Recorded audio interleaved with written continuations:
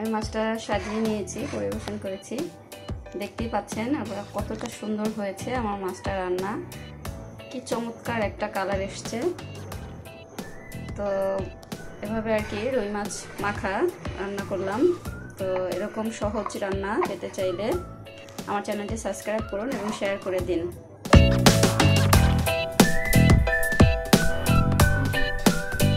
আজকে আমি রান্না করব রুই মাছ মাখা। তো কিভাবে রান্না করব, কি কি লাগছে সেগুলো একটু দেখে নিই। আমি এখানে নিয়েছি পেঁয়াজ কুচি, ধনিয়া পাতা, আদা রসুন বাটা, জিরা বাটা, কাঁচা মরিচ আর হলুদ মরিচের গুঁড়ো আমি পানিতে ভিজিয়ে রেখেছি যথাসময়। আমি সবসময় এরকমই একটু ভিজিয়ে রাখি। আর হচ্ছে রসুন কুচি। আর এখানে নিয়েছি আমি মাছ, রুই মাছ প্রায় আধা কেজির মতো।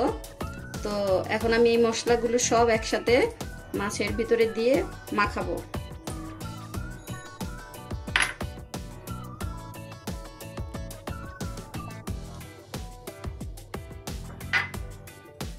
হলুদের গুঁড়া, মরিচের গুঁড়া 1 চা চামচ, মরিচের গুঁড়া 1/2 চা চামচ, হলুদের গুঁড়া, কয়েকটা কাঁচা মরিচ, আর হচ্ছে 1/2 কাপের মতো কাঁচা পেঁয়াজ আর কি, কুচি পেঁয়াজ কুচি। সেই সাথে দেব সাদা তেল,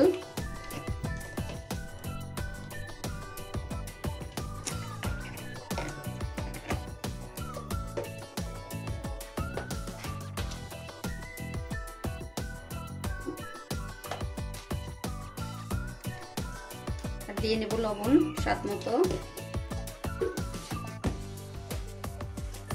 এটা ভালো করে মাখিয়ে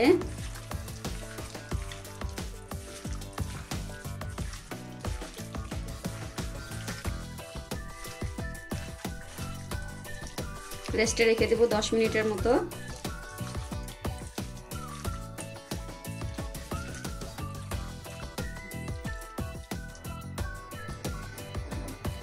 চুলায় একটা কড়াই বসিয়ে দিয়েছি। এখন আমি যে মাছটা রেস্টে রেখে দিয়েছিলাম 10 মিনিটের মতো, সেই মাছটা ছেড়ে দিচ্ছি।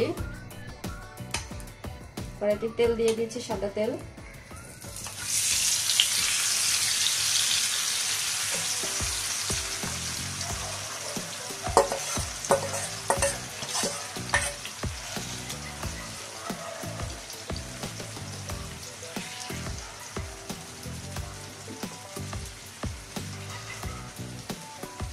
এটাকে আমি একদম লাল করে এপাশ ওপাশ দুই পাশে একদম ভেজে নেব।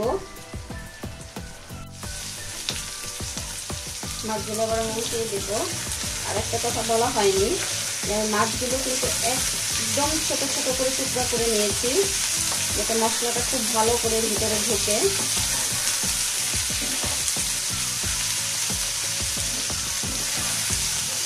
এভাবে আমি আরো কিছুক্ষণ ভাজবো একদম লাল লাল করে।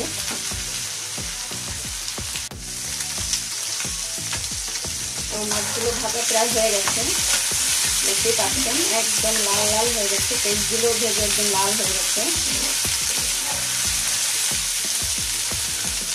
আমি এর মধ্যে সামান্য পানি দিয়ে দেবো।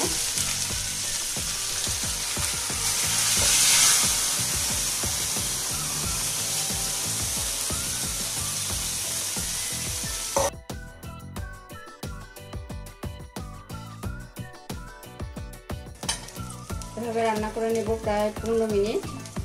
15 মিনিট পরেই আমার মাছটা হয়ে যাবে আশা করি।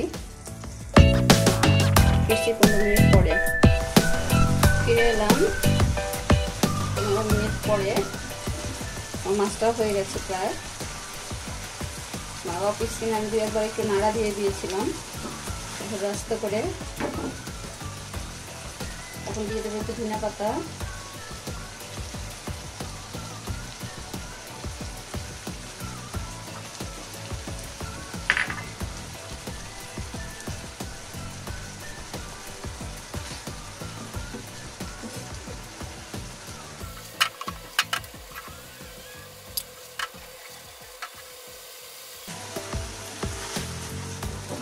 আমার মাছটা হয়ে গেছে।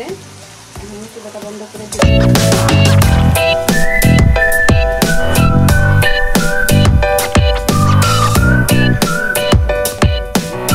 দেখতে পাচ্ছেন আপনারা কতটা সুন্দর হয়েছে। হয়েছে আমার মাছটা রান্না। কি চমৎকার একটা কালার এসছে। তো এভাবে আর কি রুই মাছ মাখা রান্না করলাম। তো এরকম সহজ রান্না পেতে চাইলে আমার চ্যানেলটি সাবস্ক্রাইব করুন এবং শেয়ার করে দিন।